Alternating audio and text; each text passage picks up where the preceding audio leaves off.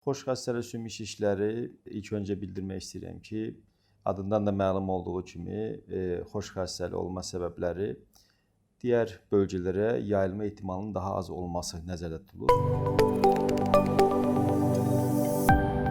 Bəd xəstəli sümük şişlərindən fərqli olaraq xoş xəstəli sümük şişlərində törəmə əmələ gələn yerdən sadəcə yerli olaraq böyüməsi nəzərdə tutulur və bu yerli əmələ gələn törəmə qanla və ya başqa limfa sistemi ilə bədənin müxtəlif orqanlarına yayılma ehtimalı yoxa bənzər deyilə bilər. Xoş xəstəli sümük şişlərdən fərqli olaraq bəd xəstəli sümük şişlərində qanla, hematogen və ya yerli invaziv yolla və ya limfa yolu ilə müxtəlif orqanlara, məsəl üçün sümüyün ən çox yayılma ehtimalı olan orqan akciğer bölgəsinə və ya qarın boşluğu orqanlarına metastaz şəklində yayılma ehtimalı daha yüksəkdir. Amma xoş xəstəli sümük şişlərində isə bu tip yayılma və ya metastaz dediyimiz anlam olmur. Xoş xəstəli sümük şişləri həm kiçik yaşlarda, həm orta, həm yaşlı insanlarda görülə bilər. Xoş xəstəli sümük şişlərinin özəlliklərindən biri şişin olma yerində ağrının olması,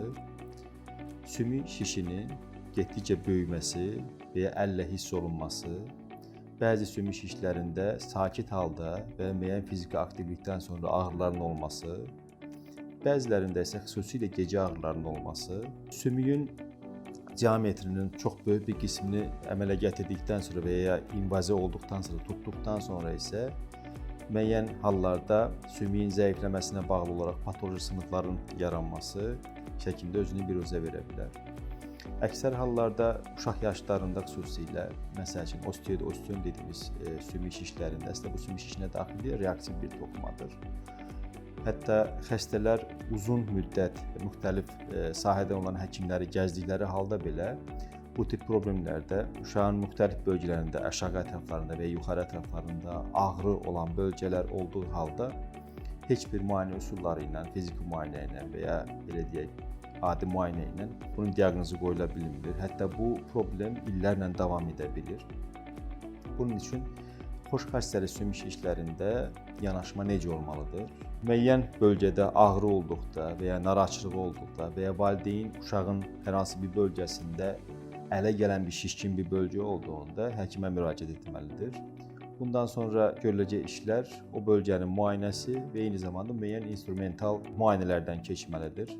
Bunlar hansılardır? İlk növbədə sümük bölgəsində olan şişdən şübhələnilirsə, xüsusilə rentgen seçilməlidir.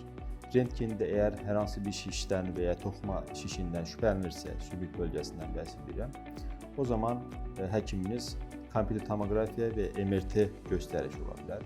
Bəzən xoş xəstəli sümük şişlərini bəd xəstəli sümük şişlərindən ayırd etmək üçün MRT-nin xüsusi növü kontrastlı MRT seçilə bilər.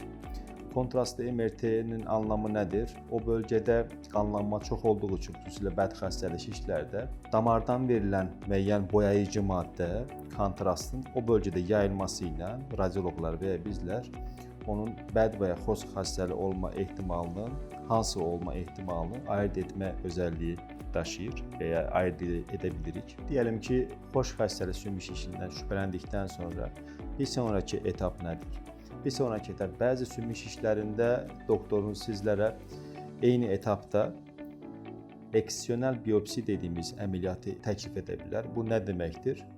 Toxuma olan bölgəsində və ya şiş olan bölgədə onun tamamilə çıxarılaraq biopsiya materialı olaraq patogistologiyaya göndərilməsi və mikroskop altında daha dəqiq bir şəkildə diaqnozunun və ya xoş xəstəli sümük şişinin hansı növə aid olduğunu ayırd etmək üçün müayinəyə göndərilməsi şəklində icra edə bilər və ya bəzən bəd xəstəli sümük şişlərini xoş xəstəli sümük şişlərini ayırd etmək çətin olduğu üçün öncədən biopsiya dediyimiz o bölgədən kiçik kəsiklə və ya kiçik iynələrlə, sümüyü deşə biləcək iynələrlə o bölgədən biopsiya götürülməsi şəklində ola bilər.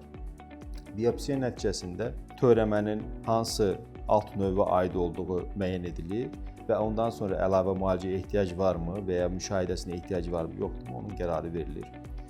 Bəzi növ şişlər xüsusilə, məsəl üçün biraz öncə qeyd etdiyim osteoid osteoma törəməsi əməliyyata ehtiyac görülməyə bilər. Onun üçün nə etmək, hansı müalicə metodu tövsiyə olunur? Bu tip şişlərdə törəmədə radiofrekans dediyimiz yöntəm tövsiyə olunur. Bu nədir? Burada əməliyyat həcmi çox böyükdürsə, o bölgəyə girməkdənsə, xüsusi iynələrlə ucunda radiofrekans dediyimiz çox bəsit dillə desəm, kompüter tomoqrafiya altında o bölgəyə girilərək, iynə ilə girilərək bu sahənin yandırılması şəklində və ya radiofrekans ablasiya deyilir. Bu metod seçilə bilər. Bəzi törəmələrdə isə cərrahi əməliyyat tövsiyə olunur.